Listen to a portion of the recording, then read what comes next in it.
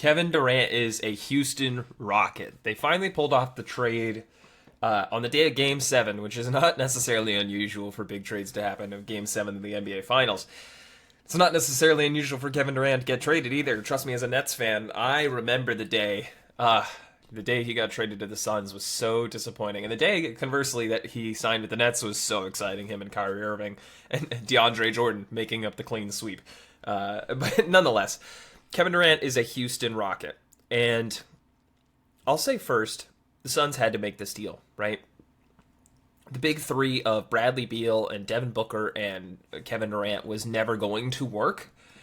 And I don't know if that was a Kevin Durant problem. I know it wasn't, frankly. I know it wasn't a Devin Booker problem. I think it was a Bradley Beal problem, and it was a new CBA with the aprons and a luxury tax problem.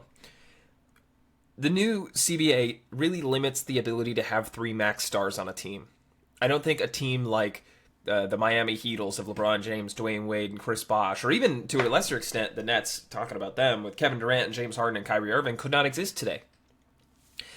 Because of the ramifications when you spend too much and how locked up your roster is, from there you're pretty much stuck with, these veteran minimum signings and trade exceptions and that kind of thing, and really limited in trades.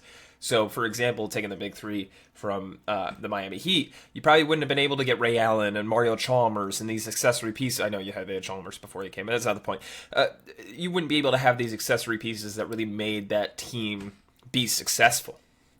And the Phoenix Suns kind of got caught in the middle, where they traded Bradley Beal traded for Bradley Beal, with his no trade clause right before the CBA happened, and it was a clunky basketball fit.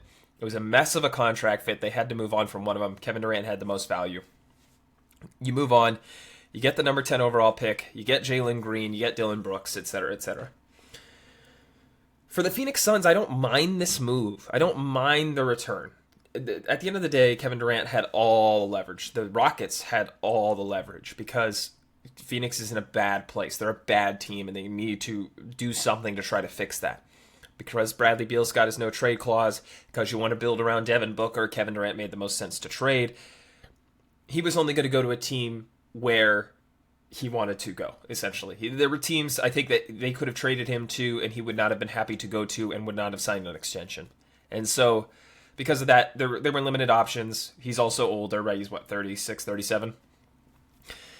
Given that, Houston, I think, Phoenix, I did think pretty well. They got the number 10 overall pick, so, that's a lottery pick they could build around. They ended up with a bunch of seconds. Dylan Brooks is a guy that could play a valuable role for them if they're still looking to compete. We'll see if that actually happens. And then you get Jalen Green, who's the most high upside of these assets outside of the first round pick this year. I think Jalen Green, there's a potential for a higher ceiling than what he's hit so far, but who knows, right? We'll see how it goes. I think him and Devin Booker is an interesting fit, especially with Bradley Beal there. They have a lot of shooting guards. Nonetheless, I think it's a decent return for them. Kevin Durant's 37 at the end of the day, right? For Houston, I love this deal, and I'll tell you why. Houston's got a lot of depth, and similar to OKC, I think their depth could be consolidated, and that's kind of what they did. They traded two players who I think are good for one player that is great. The problem is that they don't have a number one option like OKC had, right? OKC has Shea, who's number one, and then they have Jalen Williams, who's the number two, and then you can make up the number three between Chet or whoever else it is night in, night out, right? You'd want it to be Chet. At moments it's Isaiah Hartenstein. At moments it's Lou Dort. At moments it's Reed Shepard. Cason Wallace. Very different players. At moments it's different guys. Alex Caruso, right? You could see getting minutes out there and making an impact. But at the end of the day, Houston didn't have that, and I think that's where they fell short against the Warriors, right? Fred VanVleet stepped up, but he's not a number one option now, and I don't think he ever was. You have Kevin Durant come in, and he can be that number one scoring option, but he's not the only option. And I think that's a big thing. You were able to, even though giving up Dylan Brooks hurts a little bit, I think him alongside KD is a fun front court. You still have Fred VanVleet, You still have Amen Thompson, who's probably going to be your starting shooting guard now that Jalen Green's out of the question. You have Kevin Durant at one of the forward spots. You could move Jabari Smith Jr. to the starting lineup, or you could go double big and move Steven Adams to the starting lineup. You have Alperen Şengün, Adams maybe off the bench.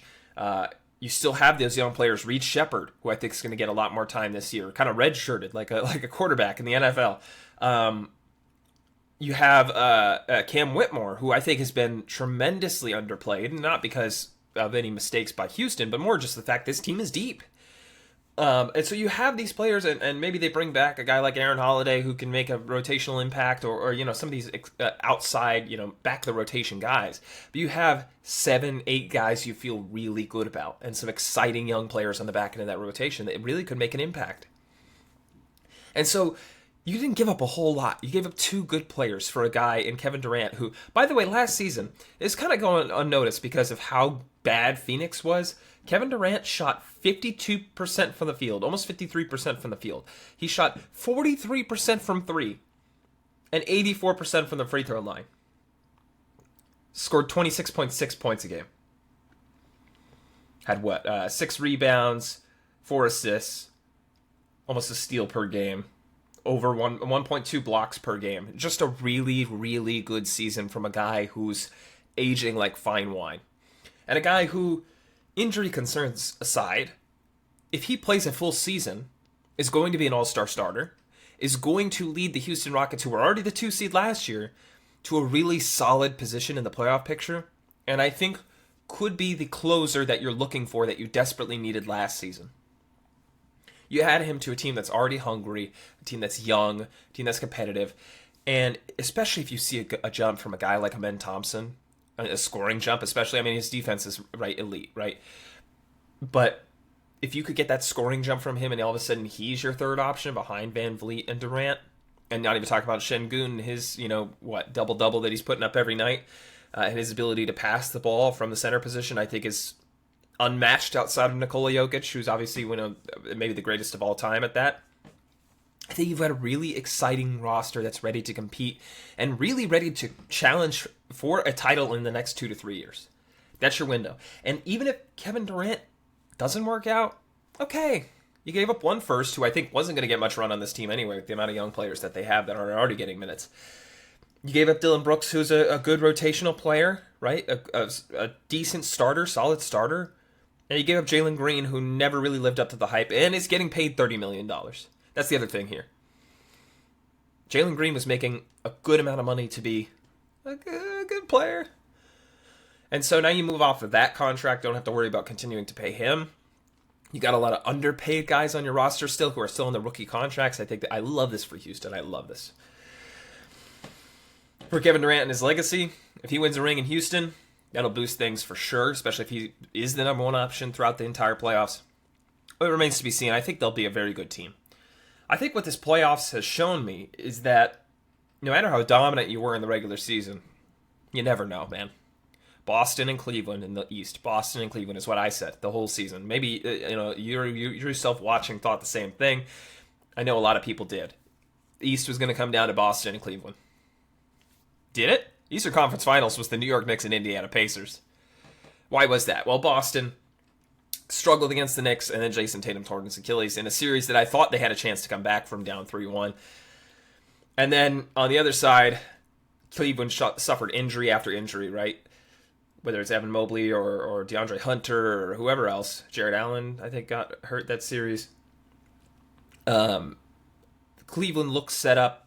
They lose to Indiana. Boston looks set up. They lose to New York. All of a sudden, the Eastern Conference Finals is what it is, and we get the Pacers coming out of the East. And in the West, it was chalk, man. I mean, not quite chalk, obviously. The Lakers were the 3rd seed and lost in the first round. The Warriors were the 7th seed and took out the 2nd seed of Houston Rockets. But OKC made it to the finals.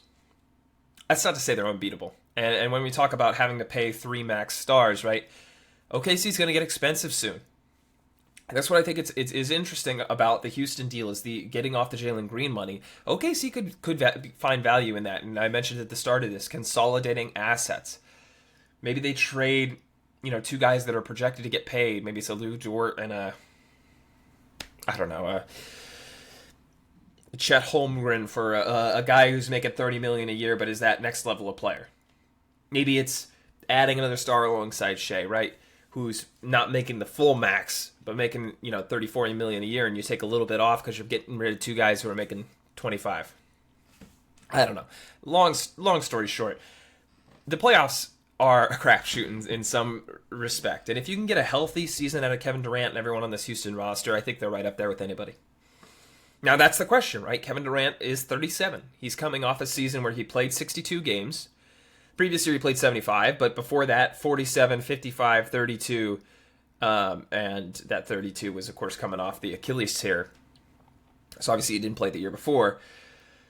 But I think we forget that pre-Achilles tear, Kevin Durant was a healthier player than he was post-Achilles tear, and I don't think those two are connected. I think pre-Achilles tear, going backwards, seasons he's played 78, 68, 62, 72, 27 where he had, what was it, calf strain in OKC, and then 81, 81, 66, 78, 82, 74, 80. It was his rookie year. So, post-Achilles tear, he has suffered a few injuries. They're obviously not connected to the Achilles because there's various other muscles in his body that have had strains or whatever the case was. That's the cost of getting older, right? You kind of get hurt a little more. I would feel confident you're gonna get at least 50 games out of KD. And considering Houston was the second seed last year, if you can survive, get a top 4 seed in the West, have a guy like KD going healthy going into the playoffs, with all the guys that I listed, and all the youth that's going to only continue to get better, I like that a lot. And if it doesn't work out, maybe you throw all those picks, all of Phoenix's picks that Phoenix didn't get back in the trade, by the way, to Milwaukee for Giannis. Because that's the sneaky part of this too, is a lot of people thought Kevin Durant was going to end up in Houston because Houston had Phoenix's picks. Houston didn't give any of Phoenix's picks besides this year back to the Suns. So they've got all that ammunition. Possibly one of the teams that other rival executives are down on the most in the Phoenix Suns. Their future belongs to Houston. And now their present does by acquiring Kevin Durant. So it remains to be seen how that'll work out for them. But I love the trade. Love the trade. Happy for my guy KD. He's a net for life, according to him. I kind of hope one day he retires with the Nets. But nonetheless, if I had to pick a team, I'd root for the Rockets in the West just because of that. Although lots of exciting young teams in the West and in the NBA, and we're gonna have a new champion as of tonight. So excited to see that. Excited to see what this looks like next season. Thank you so much for watching. If you like this video, hit the subscribe button. You should do that anyway, whether you like the video or not. But hit the subscribe button. Give me a like on the video if you did. I appreciate all the support. Thanks for watching. Peace out.